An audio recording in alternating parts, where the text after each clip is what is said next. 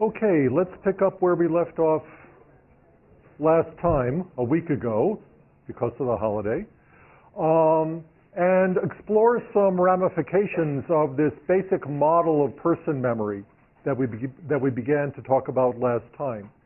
Remember that the general idea in these associative network models of person memory is that we have a node that represents a person, and then we have nodes that represent features of the person.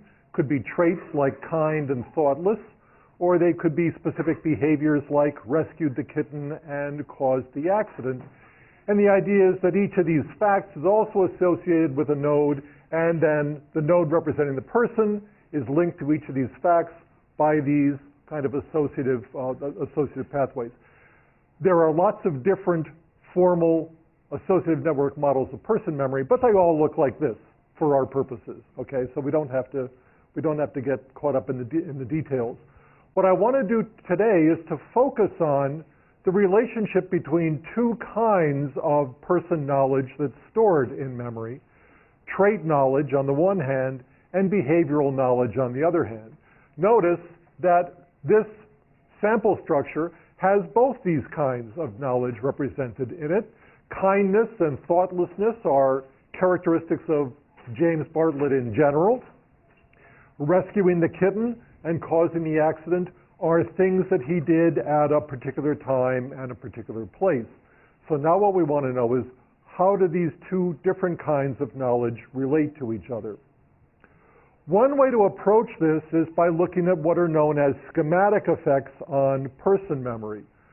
Remember that a schema in cognitive psychology, cognitive science, a schema basically is a term that we use to refer to an organized cognitive structure, an organized knowledge structure that provides a kind of cognitive framework for ongoing processing, for perception and memory.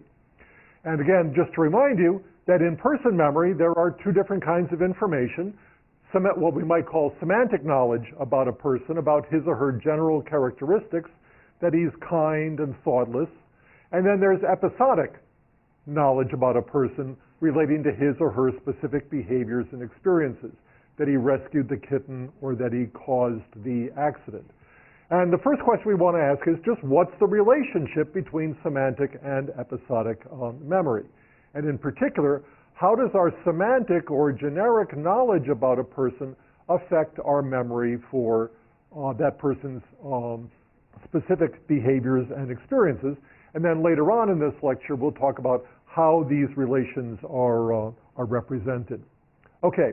This is a problem in cognitive psychology that goes back a long way, goes back longer than there has been a cognitive psychology, to a psychologist named Frederick Bartlett, a British psychologist, very important guy, who argued that if we have a bunch of experiences, the fate of those experiences in memory is going to depend on how they relate to our pre-existing schemata, how they relate to our generalized knowledge, to the generalized knowledge that we bring to bear on the process of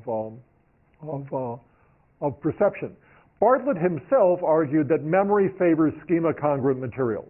That is, if your mental schema represents your expectations, your beliefs, your knowledge in general, then what's going to happen is that particular specific memories that are congruent with your expectations, beliefs, your knowledge in general, simply going to be better remembered than stuff that's not congruent. And that makes a great deal of sense, and it made a great deal of sense to Bartlett.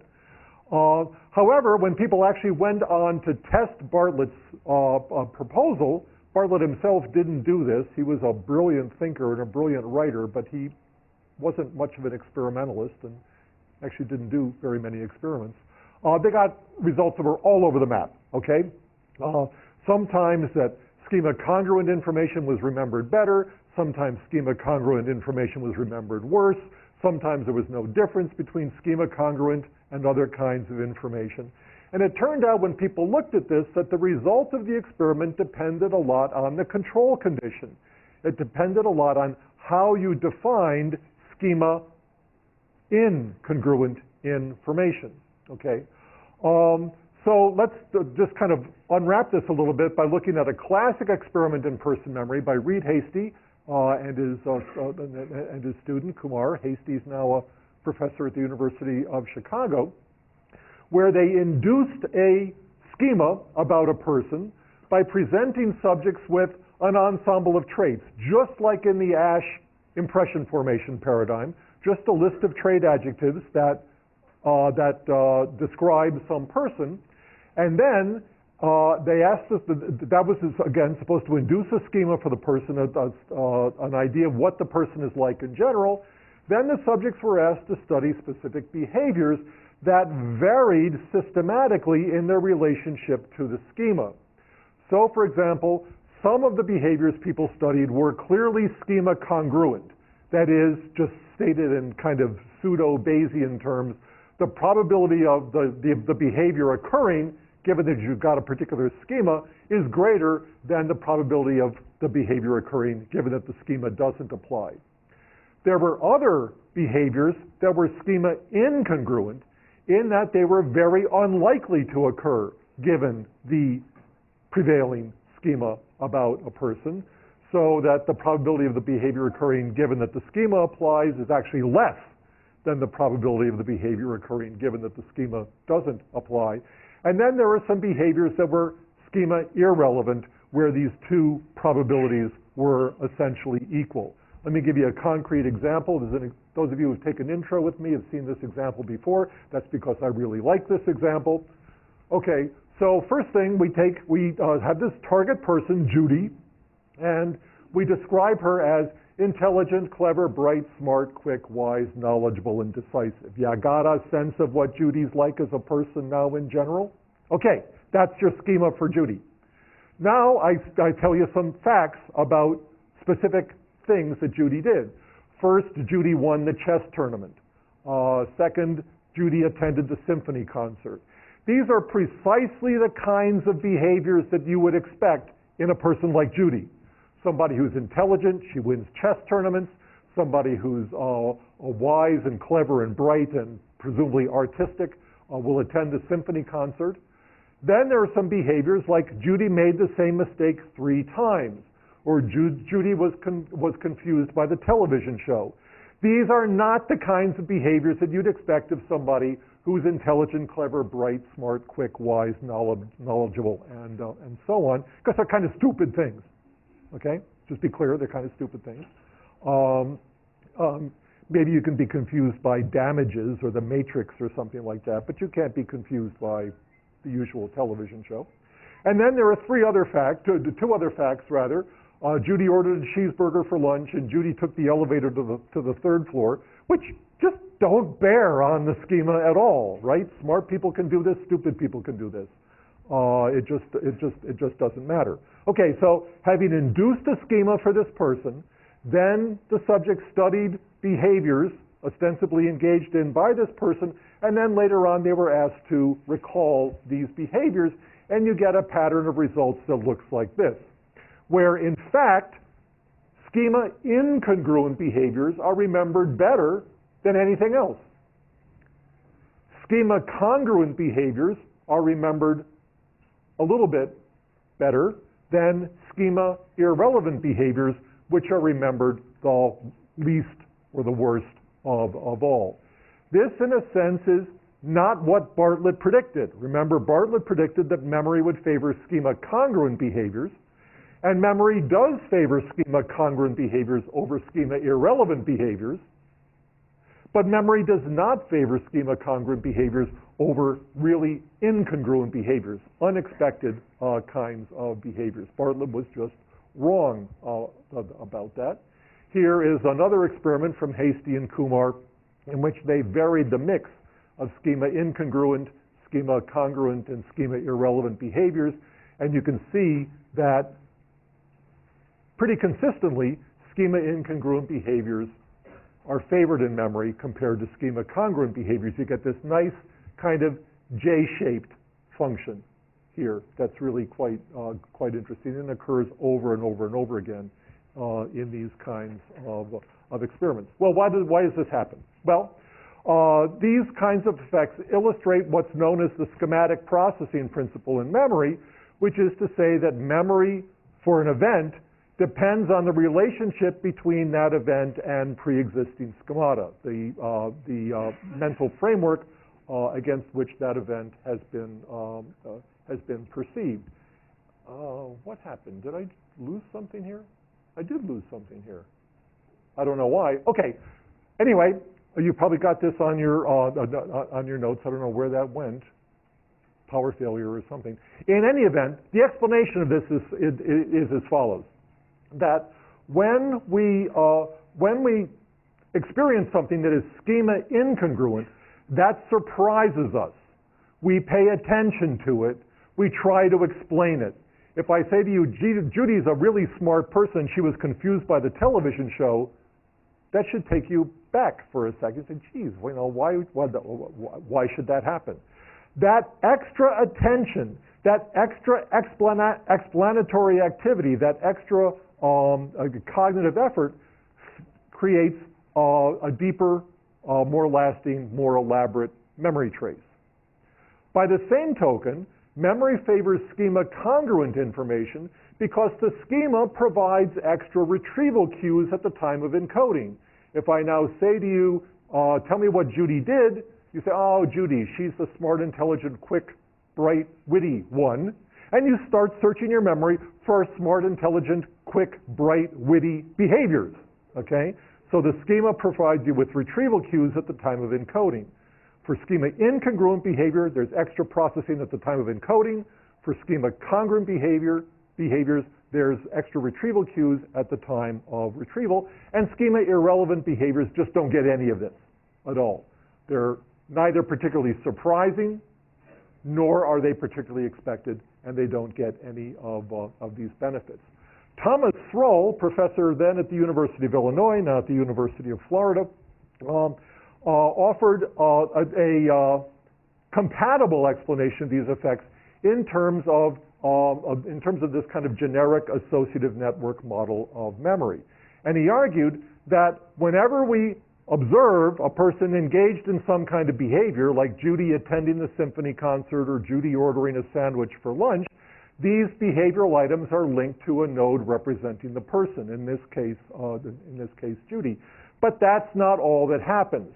The other thing that happens is that associations are formed between these items, okay? And he argued that especially items were formed among incongruent items, that is, between and among schema-incongruent items, and between schema-incongruent and schema-congruent items. And the reason for this is you're trying to explain these kinds of behaviors in terms of what you already know.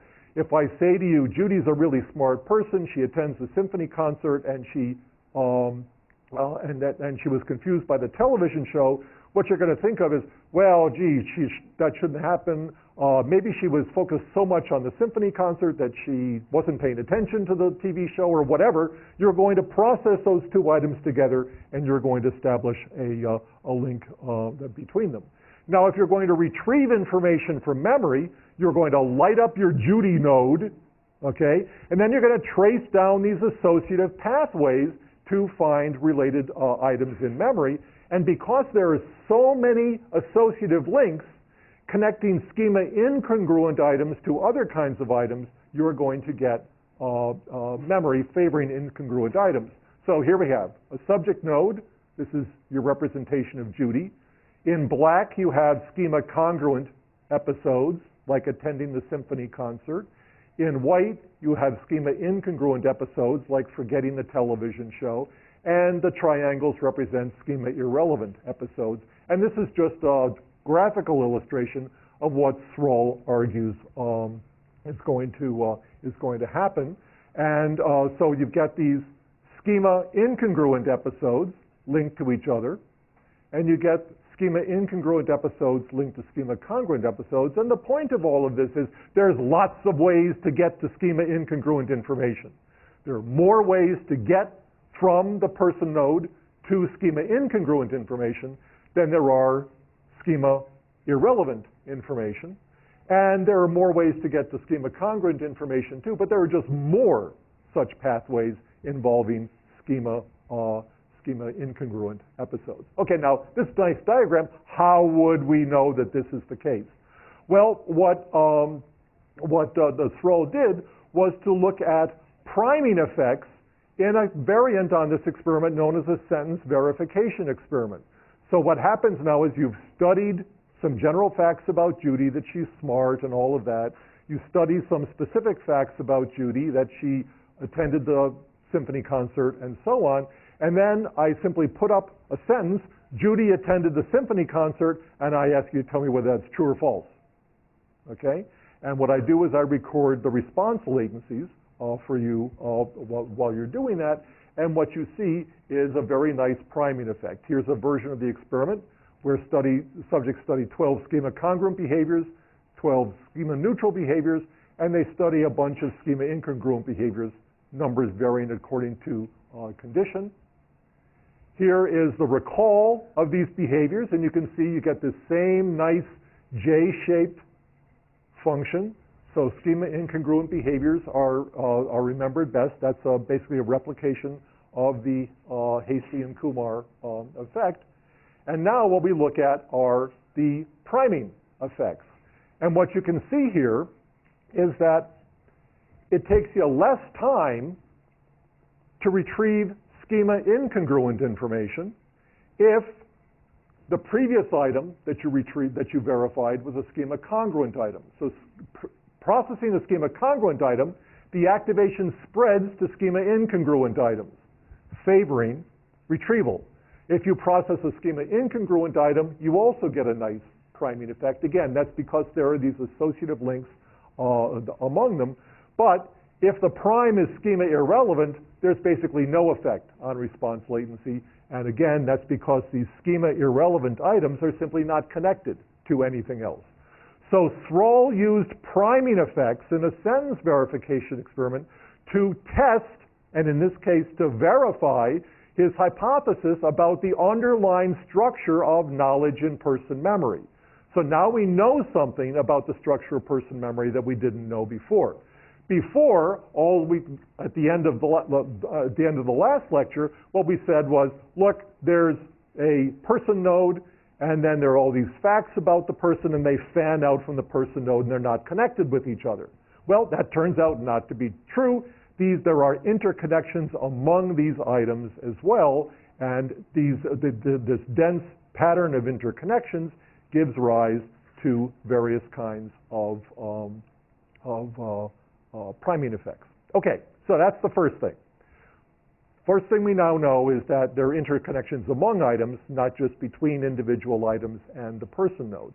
The next question is, all of this begins because we have some trait knowledge about Judy, okay? All of these priming effects and schematic processing effects occur precisely because we have in our heads knowledge that Judy is smart, intelligent, witty, creative, or whatever it is she does. So where is trait knowledge in this system? It's not in Thrall's diagram. These are just all episodes. Where's trait knowledge, okay? So now we want to ask the question, how is semantic information about a person represented in memory, okay? We've got nodes representing the person, we've got nodes representing the behaviors, and presumably we've got nodes representing traits as well. What's the relationship between them? Well, in general, there are two such models. One model that I've basically shown you before says that trait and behavioral information about a person represented independently of each other. Here's a node representing James Bartlett, fanning out to more nodes.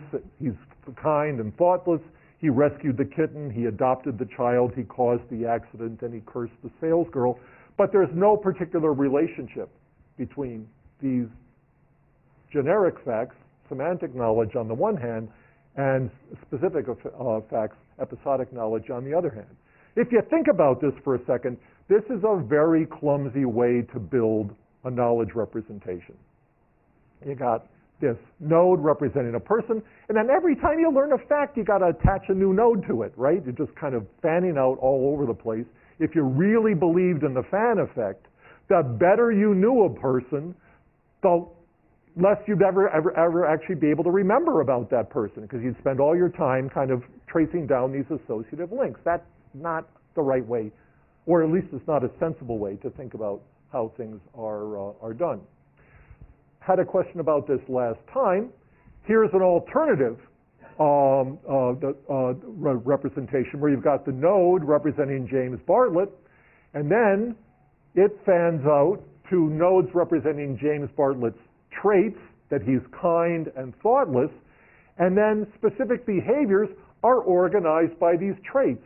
We know that James Bartlett is kind. Two different episodes that demonstrate his kindness are he rescued the kitten and he adopted the child. We know James Bartlett is thoughtless. Two episodes that reflect his thoughtlessness are that he caused the accident and he cursed the salesgirl.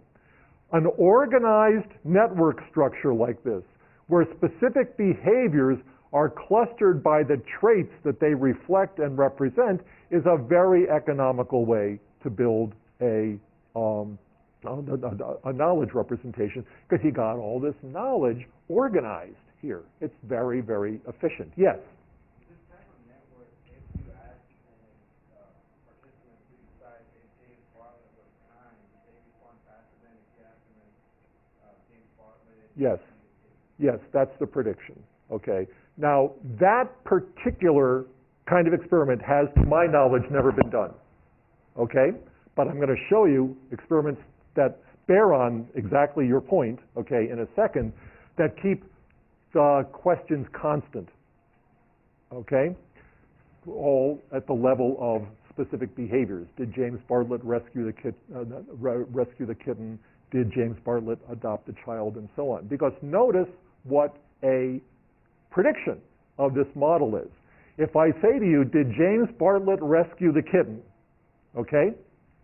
In order to verify that statement, you got to pass through the fact that James Bartlett is kind. And by activating the kind node, let's put it that way, that activation is going to spread to all the various instances of kindness. So by asking you, did James Bartlett rescue the kitten, that ought to prime answering the question, did James Bartlett adopt the child? But asking you, did James Bartlett rescue the kitten, should have no effect on verifying, did James Bartlett curse the salesgirl, because there's no connection between this trait. So if activation has to pass through the traits on its way to specific episodes, you ought to get these kinds of priming effects. Okay, that's the general idea. Well, there's another way in which you can test this, an earlier way, and that's to look at category clustering. If it's the case that we organize behaviors by the traits that they represent, when we ask people to recall these behaviors, they ought to organize their recall by traits. This is a familiar phenomenon in memory known as category clustering. If I present you with just a list of words that are organized, that represent different categories, here's foot, finger, and mouth, a couple body parts, lion, elephant, and rat, a couple of animals, blouse, coat, and tie, a couple of articles of clothing, orange, amber, and purple, a couple of colors. If you study this list of words, and then I say, okay, recall for me the list of words, you will organize the words by category membership. I don't know which category you'll recall first, but you'll recall the animals together, you'll recall the colors together, you'll recall the body parts together, and so on. Okay? So that's what you do, something like that.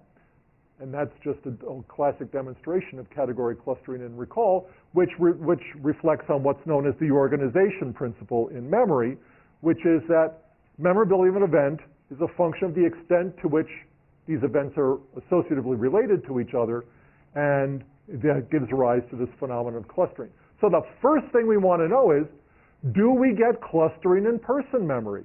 When you ask people to recall the things that Judy did, do you recall the two smart things together, the two stupid things together, the two non-things together, or whatever? And the answer is basically no. This is work by Stanley Klein, not the Berkeley Stanley Klein, the Stanley Klein at UC Santa Barbara, and his collaborator Judith Loftus, who presented subjects with 20 behaviors ostensibly describing an individual. They bore on person's athletic traits, intelligence, honesty, religious values, and sociability. So there were 5 traits, 4 behaviors per trait. And they presented these items for study under 3 conditions. This is a very common experimental manipulation in studies of person memory. In the first place, subjects were asked to study the behaviors simply to form an impression of the person. A kind of unitary impression in terms of the person's traits. That's supposed to encourage people to think about the traits that are being represented here: athleticism, intelligence, honesty, religiosity, sociability, and so on. In another condition, the subjects were simply asked to memorize the traits, okay? And in third condition, they weren't asked to do anything except to sort the behaviors into categories. Just, give them 20 behaviors, each on a separate index card, and ask them to sort them into piles that make sense. At the end of these 3 experimental manipulations, the subjects were asked simply to recall the behaviors that had been presented to them at the outset. And what you get, in green you have recall. So recall is very good under impression formation conditions, not so good under memorization conditions. That's a very common effect. Impression formation instructions improve memory, as opposed to memorization instructions, right? Classification gives you pretty good memory as well.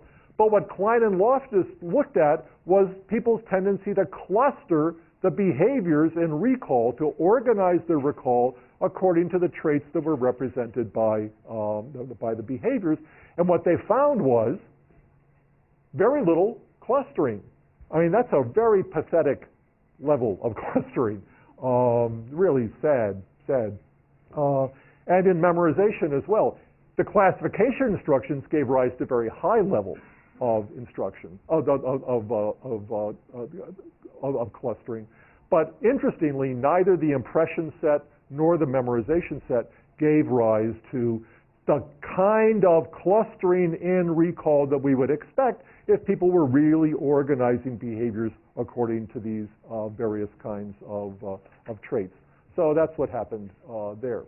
Now, Klein and Loftus also used a priming paradigm to confirm their conclusion that, in fact, the behaviors are not organized by their traits, and that was basically a variant on the experiment I showed you before.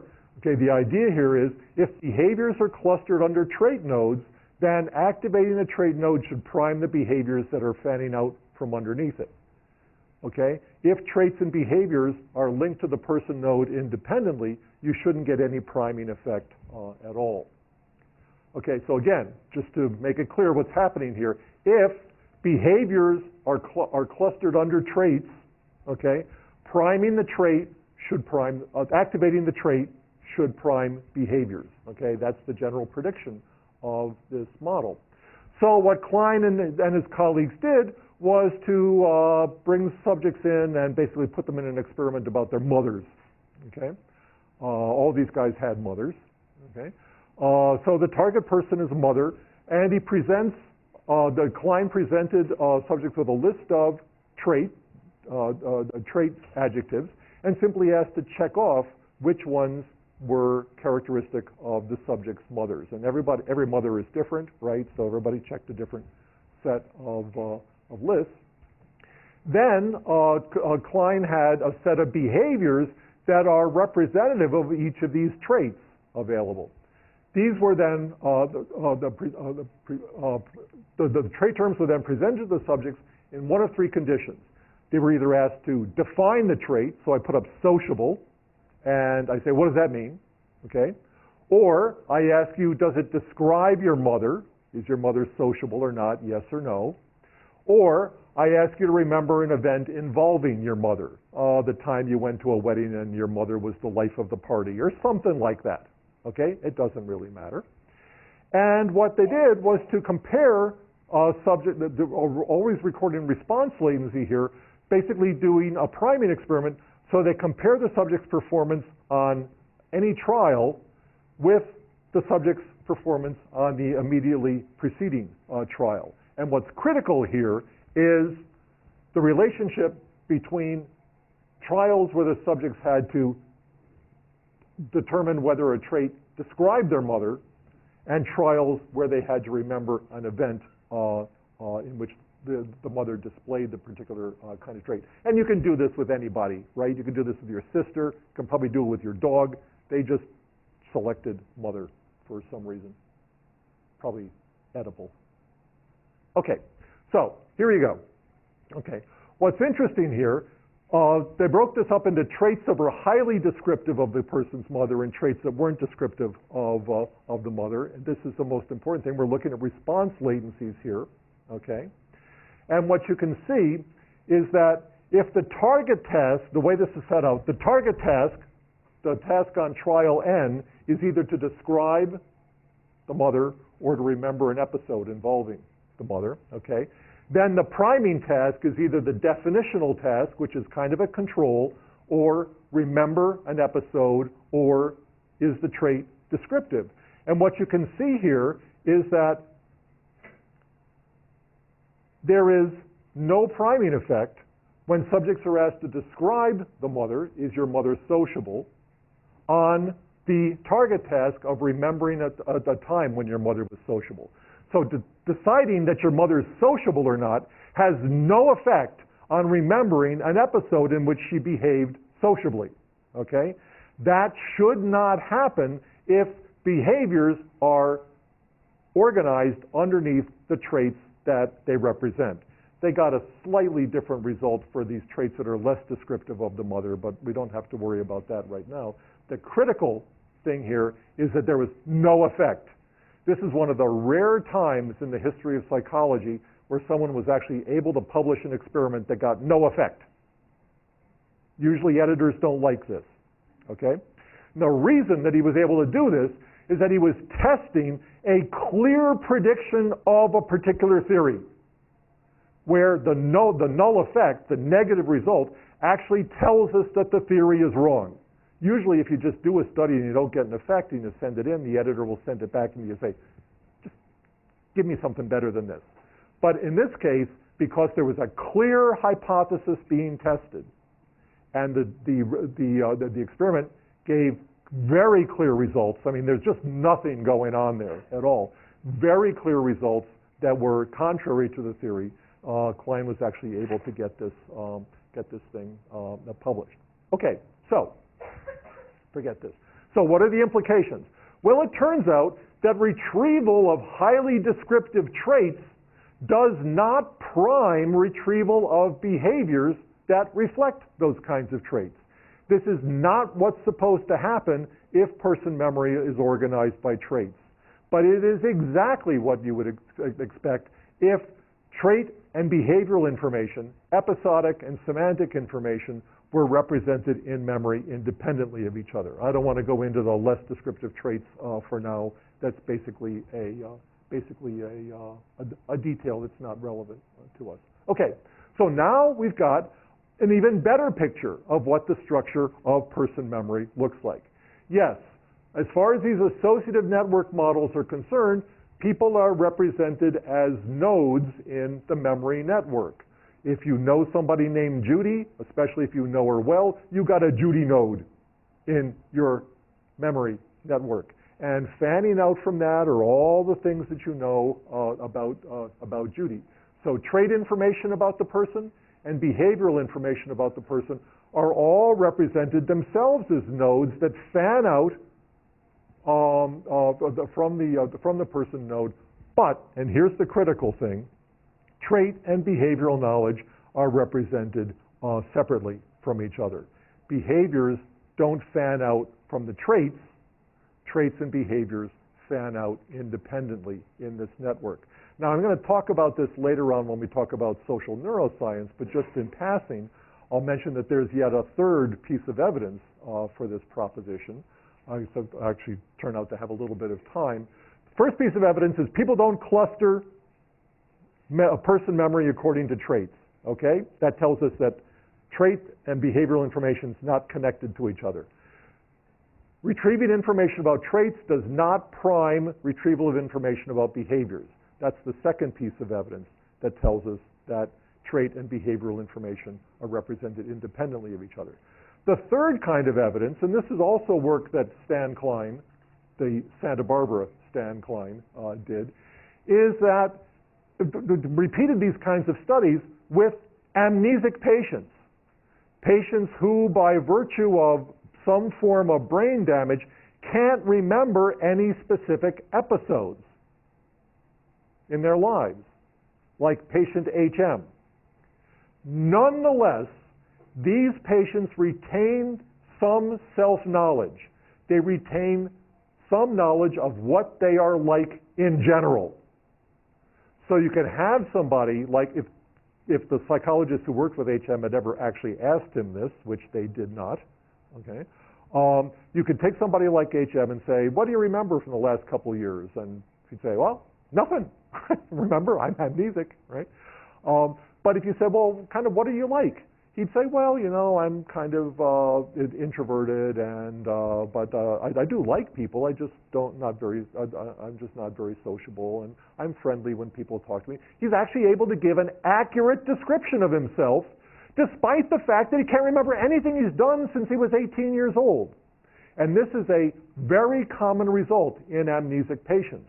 There are even cases of amnesic patients who not only lost their memories when they suffered brain damage, like the famous patient KC. Again, I'll show you this in detail later. KC doesn't remember anything since he fell off his motorcycle and hit his head. Wear your helmet. Okay? Doesn't remember anything. But it turns out that presumably as a result of this brain damage, he hit his frontal lobes, okay, as well as everything else. Presumably as a result of his brain damage, his personality actually changed. So before he was a very extroverted guy, that's why he was riding the motorcycle. After the accident, he became a very introverted guy. And if you asked Casey after his accident what he's like, he said, well, I'm pretty introverted. He knows what he's like in general, even though he can't remember any particularly introverted thing that he's done. So again, that's neuropsychology provides yet a third piece of evidence that suggests that trait and behavioral information are represented separately in memory. Now, since I have time for this, okay, that's what we seem to have, okay? This is basically how knowledge about a person seems to be represented in memory, where there's a node and semantic information like he's kind and thoughtless fan out independently from episodic information like he rescued the kitten and he cursed the salesgirl. Okay? Now, there are actually a couple of different ways to think about this. Okay? There are a number of different architectures that can be used to represent the person memory. What we've been talking about is basically what's known as a symbolist architecture, where there are nodes representing symbolic information like kind and thoughtless and cursed the salesgirl and so on. So you got these propositions, okay? But there is, and that's what that one looks like. There is another view of person memory, which is not very popular, but which is a perfectly good view of person memory. Somebody in here might someday figure out how to test this, where you don't actually have any semantic knowledge about the person, trait knowledge about the person in memory at all. But rather, what you do is, if you're asked what a person is like in general, you compute that information online based on what you can remember about his or her behaviors, okay? So if I say, is James Bartlett kind, what you do is you retrieve information about James Bartlett and you remember that, oh, he rescued the kitten and he adopted the child, therefore he must be kind. If I ask you, is James Bartlett thoughtless, you retrieve information about James Bartlett. Oh, he's the guy who caused the accident. He's the guy who cursed the salesgirl. Yeah, I guess he's a thoughtless kind of person.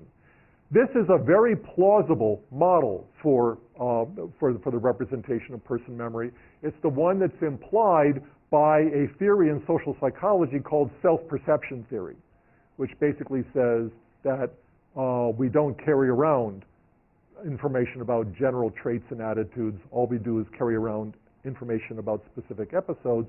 And if we have to say something about people in general, we compute that the answer to that question basically online. I think this is a very unlikely model for person memory, and the reason for that is we know from work on the schematic processing principle that it makes a difference if you've already got in memory that somebody is kind or thoughtless, because that's the schema that influences how behavioral information is going to be processed, okay? So it's pretty clear that we have generic information about a person stored in memory, as well as episodic information about a person stored in memory, because the generic information affects the fate in memory of episodic information, and that couldn't happen if we didn't have that information in memory. So just a kind of logical point suggests that we don't have this. I'm going to skip over that, because what I want to do in the last couple of minutes is to get to a further question here for those of you who are neuroscientifically organized, and that is, okay, we have some idea in these kind of abstract associative network models of memory of what person memory looks like. How is that actually implemented in the brain? How is that actually implemented in the sponge of neural tissue that is the physical basis of mental life? Well, when we look at neural models of knowledge representation, basically we're confronted with a choice between two models, okay? There is first a distributed model, which basically says that any piece of knowledge is represented by a reverberating pattern of neurons that goes over the entire cerebral cortex, okay? That's the short version of the story. And it comes to us from Carl Lashley and his law of mass action in the cortex, and was popularized by Donald Hebb, Canadian psychologist. The other way to think about the neural representation of person memory is a localist representation, where the nodes that I've been talking about for the last 2 days really correspond to neurons, or something like neurons, very small clusters of neurons. So that, if you will, if you ask me about Judy, I activate not just a Judy node in some abstract associative network, I actually activate a neuron or a small cluster of neurons in my brain that represents Judy. And then activation spreads out, neurotransmitters and synapses and all of that kind of stuff. This is a perfectly plausible model of person memory. For historical reasons, mostly, our understanding of the neural representation of knowledge has favored these distributed models, okay? Not so much favored these localist models. But recently, there has been a revival of what might be thought of as a localist model, because some investigators, these are guys at Caltech and UC San Diego mostly, have done what's known as single unit recording in the working brain, and they find that there are single units, single neurons or very small clusters of neurons that are inevitably activated whenever a subject thinks about a particular person. This is really very interesting data, okay? This is work by Quiroga and his colleagues. That's Christopher Koch at Caltech. working with a group of patients with intractable epilepsy. And when you do surgical treatment of epilepsy, what you do is you run microelectrodes down into various parts of the brain to see if you can localize where the seizures are coming from, where they're starting from. And also you run electrodes down the brain because you think you might want to carve out those parts of the brain, and you don't want to hit anything really critical. Like you don't want to take out somebody's Broca's area or something like that if you can help it. That's how HM got amnesic. So what they did was they put these electrodes down into these people's brains, 8 active microwires per electrode. So these microwires jut out from the electrode and presumably are in contact with either single neurons or very small pieces of neurons. And there was a lull in the surgical procedure. Patients didn't have anything else to do. They're awake and conscious, because you're awake and conscious during most forms of brain surgery. So these investigators decided to show these individuals pictures of familiar objects and people and just see if specific neurons fired every time they showed them these particular pictures. And the selections were based on interviews with patients. They go to the patients and say, what TV shows do you watch? Where have you traveled on vacation? Stuff like that. And then they quick went to Wikipedia or someplace and dug out images to show these people. And what they discovered was one patient, in any event, who had what they called a Jennifer Aniston neuron. This was a patient where there was a particular neuron that fired every time they showed him a picture of Jennifer Aniston, but did not fire when they showed him pictures of other female movie stars. Okay? So here, if you could see this, up here there's about 8 pictures of Jennifer Aniston, and you can see this activity, this neuron firing in response to each of these pictures, but now we've got control pictures of other people and other objects. Here's the Eiffel Tower, and there's no particular activity in this neuron. Call it the Jennifer Aniston neuron. Another patient had a Halle Berry neuron. Okay? Here are about 10 pictures of Halle Berry, including Halle Berry as Catwoman. Okay? And we got this neuron that's firing very nicely every time he's seen a picture of Halle Berry, but it's not firing to Jennifer Aniston, and it's not firing to Joe Lieberman, and it's not firing to Dick Cheney, and so on. It seems to be an actual cluster of neurons, in this case not a single neuron, but a cluster of neurons that are firing with whenever the person looks at or thinks about Halle Berry. So the Jennifer Aniston neuron in this one patient was in the left posterior hippocampus. Okay, the Halle Berry neuron in this other patient was in the right anterior hippocampus. Exactly where these things are doesn't really matter. The point is that what Quiroga and his colleagues are claiming here is evidence of some kind of actual localist representation at the neural level. Whether this pans out or not is a question for the future. But people are always asking, whenever we talk about associative network models of memories, how does this actually work in the brain? Okay? Do we have nodes in the brain? Well, what could possibly correspond to nodes in the brain? Well, it's got to be neurons or clusters of neurons. If we really did have people represented as nodes, we might expect to find discrete, localized areas of neural tissue that are responsive whenever we think of or perceive or encounter that individual. Further research is required on this, but the finding is stunning enough that I wanted to share it with you here.